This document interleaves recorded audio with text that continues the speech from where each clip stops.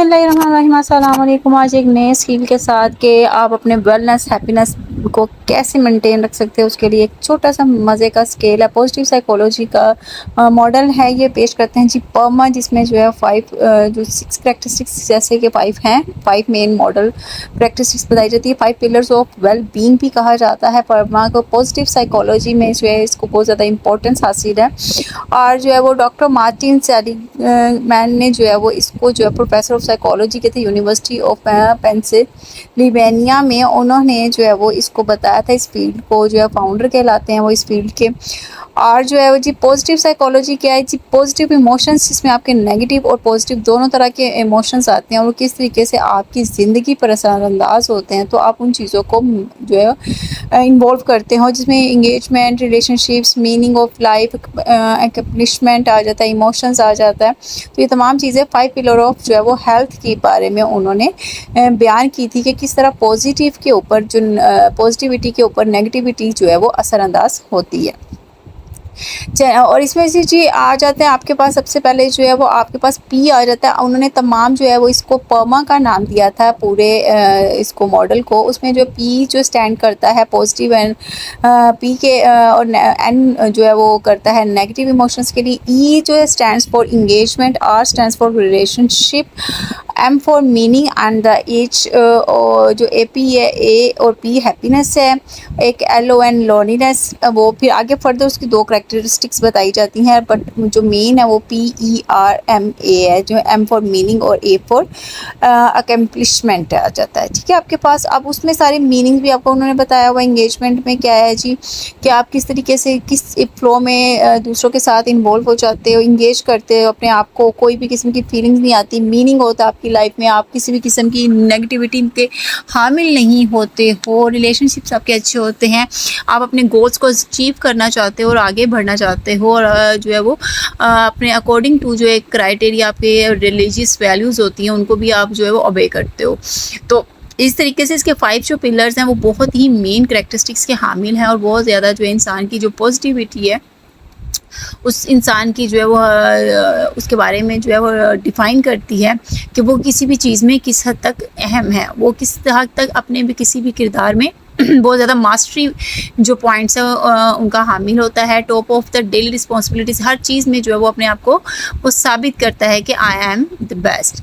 तो ये जो परमा मॉडल है ये बहुत ज़्यादा बेहतर तरीके से ये स्केल आपको जो है वो डिफ़ाइन करने में आसानी होगी। किसी एज अ काउंसलर जब आप वर्क कर रहे हो तो आप अपने क्लाइंट के ऊपर ये यूज़ करके ये जज कर सकते हो कि वो किस हद तक ज़िंदगी के किस शोबे में या किस जो है करेक्टरिस्टिक्स के अंदर जो है वो उसको जो है प्रॉब्लम पेश आ रही है। फिर हेल्थ पे भी इस पे काम किया जाता है, हेल्थ के पॉइंट्स को भी इसमें जो है वो नोट डाउन किया गया है। उसके अलावा इसके 2 वेरिएंट जो है वो आ चुके हुए हैं। इसमें जो मेरे पास है 2 वेरिएंट्स, उसमें जो है आपके पास ये इस तरीके का एक स्केल है जिसमें 1 to 10 आपने जो है वो 0 to 10 है, 11 बनते हैं लेकिन देखने में 10 आप कंसीडर करते हो, तो कम्प्लीटली आपने इसमें से जो है ना स्केल में बताना होता है 8 है, 9 है, 10 है, 3 2 वट एवर जो आप देखते हो कि हमारा ये इसमें फॉल करता है तो उसमें है। जैसे कि मैंने पहले बताया P फॉर पॉजिटिव इमोशंस, और आगे इसके 3 क्वेश्चन हैं, 3 क्वेश्चन के ऊपर P1 P2 P3 जैसे कि पैंट्स में आपने देखा हुआ इसी तरीके से। और इंगेजमेंट में भी जो है E1 E2 E3 है, R1 R2 उसमें रिलेशनशिप्स में, मीनिंग्स में, एक्म्प्लिशमेंट में है। वेल बीइंग जो है वो इसमें ये परमा ना जो वो ओवरऑल वेल बीइंग है दैट इज़ मीन के परमा का जो टोटल ये प्लस है ना इसका जो आएगा वो आपके पास स्कोर।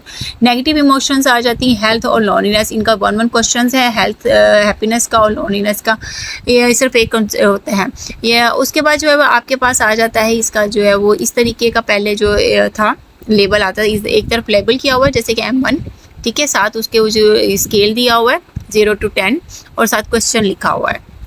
इसी तरीके ये ऊपर मैं आपको शो करवाती हूँ।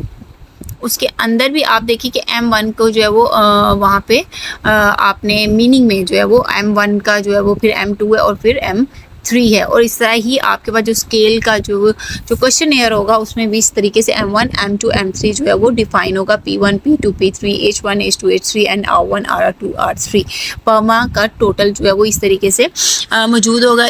आपने ईच क्वेश्चन को जैसे कि in general how often do you feel anxious, आपने कब अपने आप को आपने फील किया है कि आप बहुत ज़्यादा एंशियस हो, तो मैं पॉइंट कर लूँ 3, जैसे नीचे आ जाता 4 कर लिया, 5 कर लिया, तो इस तरीके से। फिर दूसरा ग्रुप जो है वो वेरिएंट आया था, इसका ग्रुप में भी था, मतलब 3 वेरिएंट। फर्स्ट मैंने आपको बताया, फिर सेकंड ये आ गया। इसमें पेज लिखा हुआ है, पेज 2, पेज 3 को डिफाइन करके जो है ना वो 5 क्वेश्चंस को एक पेज में रख दिया गया, 2 को एक में, 3 पेज में जो है वो 4, 5 कैटेगरीज को रखा गया। वैसे ही स्केल है, लेबल जो है A1, A2, A3 वही साइड पे आ रहे हैं आपके सामने। इसी तरह का फर्दर मूव ऑन, तो इन्होंने आगे से इतनी स्केल्स को जो है वो इस तरह आपके पास जो है वो सर्कल में से ये दे दिया था कि अगर आप पॉइंट आउट या स्केल यहीं पे डिफाइन कर लें तो वो इजीली हर क्वेश्चन के आगे उसका स्केल भी जो है वो ऐड कर दिया गया है, बिल्कुल क्लैरिटी के साथ, ताकि आपको ईजी तरीके से जो है वो और आसानी से क्लाइंट को जो सेल्फ रजिस्टर कर रहे हैं, सेल्फ एडमिनिस्टर कर रहे हैं सॉरी, तो वो आराम से जो है वो इसको समझ सके।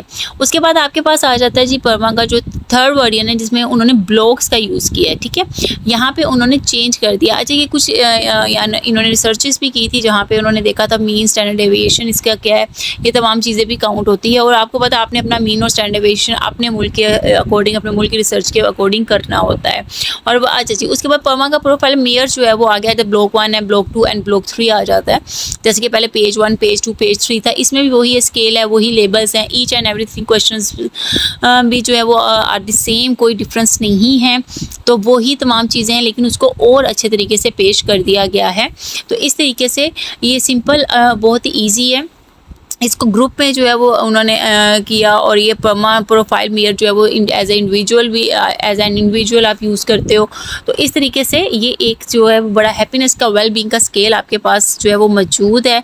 और इसको आगे आपने जब सॉल्व करना है, उसके लिए सिंपल मैं आपके साथ इसके रिज़ल्ट शेयर करती हूँ। सबसे पहले आपने एक जो है वो मैंने एक ड्रॉ किया हुआ है, इसमें देखें जी PERM में जो सबसे पहले ऊपर है, ठीक है, और फिर आ जाता है NLON लोनलीनेस के लिए, HAP हैप्पीनेस के लिए, और H फॉर हेल्थ के लिए कंसीडर किया जा रहा है। P1 का जो स्कोर है वो मैं ये सिर्फ सपोज किया हुआ स्कोर, ठीक है, P1 SK, P2 8 है और P3 8।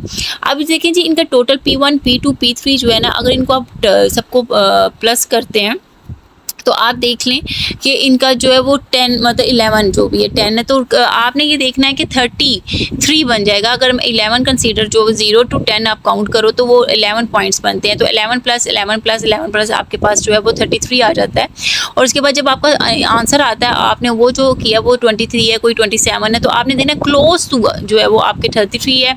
और अगर आप बहुत ज़्यादा दूर हो, 33 से बिटवीन हो, इनिशियल लेवल पे हो, तो आप वहाँ से डिफाइन करोगे कि आपका लेवल ऑफ जो है हैप्पीनेस क्या है। ठीक है, इस तरीके से इजी आप जो है वो इसको डिफाइन कर सकते हो, कोई टफ स्कोरिंग नहीं है। अब लोनलीनेस और हैप्पीनेस का एक एक क्वेश्चन है, इसलिए वो 2 और 7 ही रहा, तो वो आपको वहाँ पे 10 आ जाएगा, वहाँ पे 33 नहीं आएगा, क्योंकि 10 में से वो आपके 11 में से 2 तो वो, और 11 में से 7, यानी कि हैप्पीनेस आपकी ठीक है और लोनलीनेस आपकी बहुत कम है, 0 है। ये तो बहुत ही अच्छी बात है कि 2 के करीब है। और बाकी में आप देखें जी जो N है वो आपका बहुत कम 14 के पास आ रहा है, तो यानी कि नेगेटिविटी आप में मौजूद है पर थोड़ी कम है, बचत हो गई है जी। लेकिन जो है इससे भी कम आए तो वो और वेल बेस्ट, बहुत ही अच्छी चीज़ होगी। तो इस तरीके से जो है वो ये आप 30 या 33 को काउंट कर सकते हैं एज अ जो है वो आपका क्राइटेरिया जो है वो, क्योंकि स्केल 10 है, 10 + 10 + 30, और अगर 11 + 11 करते हो तब 33। तो सिंपल ये स्केल था छोटा सा। अगली वीडियो तक के लिए अल्लाह हाफिज़।